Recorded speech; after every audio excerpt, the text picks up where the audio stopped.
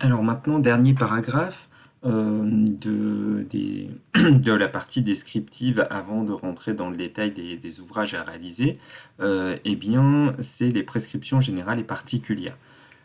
Donc, on retrouve ces éléments-là où est décrit eh bien, l'organisation globale avec le compte prorata, l'obligation des entrepreneurs, respect des règlements sur la sécurité, des tolérances.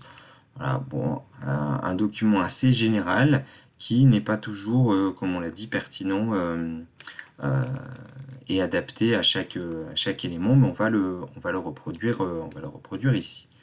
Voilà, donc ces éléments-là, eh bien, je vais aller regarder dans Attic, eh bien, quel dossier pourrait correspondre. Donc, on avait mis des documents techniques contractuels, documents fournis par l'entreprise. Alors là, j'ai peut-être, vous voyez que je peux dérouler ou enrouler tout, voilà. Et si je veux simplement venir voir maintenant à l'intérieur, eh bien, qu'est-ce qui pourrait être pertinent? Conception d'exécution ou qualité, ou peut-être dans généralité. Tac.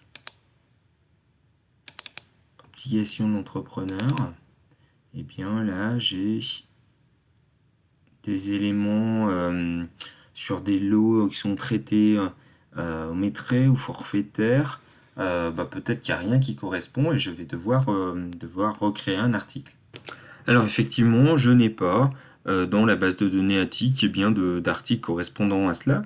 J'en montre un sur lequel ça pourrait être pertinent, vu qu'on est dans le cadre d'une réhabilitation, eh bien, il serait pertinent de préciser que l'entrepreneur a pris connaissance des lieux et des contraintes d'organisation de chantier. Donc celle-ci, par exemple, pourrait être pertinente. Moi, je vais simplement le recopier. Alors, je vais le mettre dans Bibliothèque de l'affaire et je vais retrouver cet article-là, le dupliquer. Voilà, connaissance des lieux, je vais le mettre là. Je vais même le dupliquer pour le mettre dans notre descriptif ici. Alors, vous voyez qu'il s'est classé automatiquement dans l'ordre, c'est-à-dire que j'avais l'objet des travaux, l'objet du précédent lot, du présent lot, et avant de passer à la réglementation, vu que dans l'arborescence elle est organisée comme ceci, eh bien l'article s'est placé ici. C'est pas dramatique du tout. Moi, je vais peut-être le compléter, cet article-là, donc dans la bibliothèque de l'affaire. Je vais le compléter, hop, ici, en rajoutant eh bien, tout ce que j'avais recopié. Voilà. Et donc, je l'ai complété là. Donc, vous avez vu une autre façon, après connaissance des lieux, je l'ai complété ici. Alors, peut-être pour que ce soit plus cohérent, je vais l'écrire de la même façon que compte prorata, là. Connaissance des lieux. Voilà. Pour que ce soit qu'il y ait une cohérence dans la forme.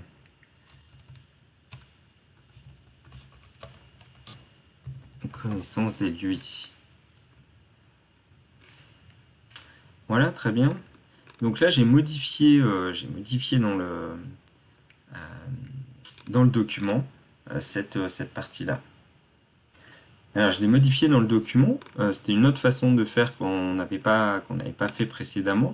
Attention, si j'ai modifié dans le document, est-ce que ça a été modifié dans ma bibliothèque? Bien, dans la bibliothèque de l'affaire, oui, bien sûr, je vois apparaître le compte prorata, tout ce que j'ai copié dans le document, il vient me le reproposer ici. D'accord? Alors, je veux l'enregistrer. Je veux pas le répercuter dans la bibliothèque, mais je l'ai ici. Voilà. Donc j'ai rajouté ce nouvel article. Eh bien, on a terminé pour ces différents articles généraux. Vous voyez que la base de données en propose énormément. Il n'est pas judicieux de tous les mettre. Il faut parfois choisir. Et puis peut-être parfois en recréer d'autres comme on a pu le faire.